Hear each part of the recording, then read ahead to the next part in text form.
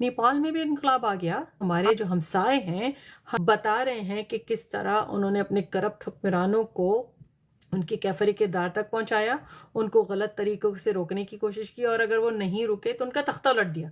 लेकिन हमें क्या हो गया, हमारे पास दर्जा बदर्जा जुल्म की इंतहा बढ़ती जा रही है। जुल्म बर्बरियत का तूफान बरपा है। कभी पार्टी के नाम पे लोगों को रगेदा जा रहा है, कभी किसी और नाम पे लोगों को रगेदा जा रहा है। कब आएगा इनकलाब पाकिस्तान में? कब जागेगी कौमी गैरत? जब पूरे पाकिस्तानी कौम को वो गर्क कर देंगे अपनी करप्शन के अंडर। अभी तो मुल्क को एक तरह से बेच के खा गए।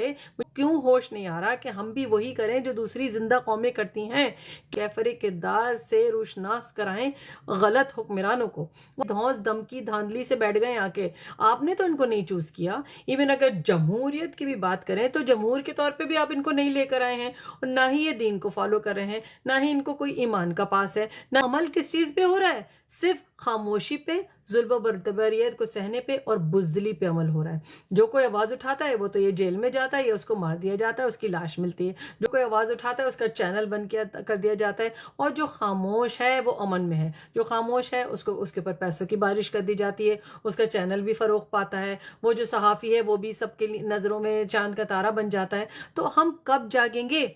जागो और जगाओ, जुल्म के खिलाफ आवाज उठाओ। इस वक्त ये जरूरत है पाकिस्तान में। अगर ऐसा आपने नहीं किया तो आइंदा नस्लें आपको माफ नहीं करेंगी। कम से कम अगर बांग्लादेश जैसे मुसलमान हमसायों से हम तरगीब नहीं ले सकते, गैर मुस्लिमों से ही सबक ले लें जिन्होंने नेपाल में वही किया है।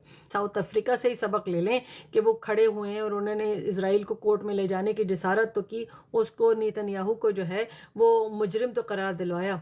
किससे सबक लेंगे आखिर? सोते रहिए या फिर जाग जाइए ताकि कल कोई और ना सोए।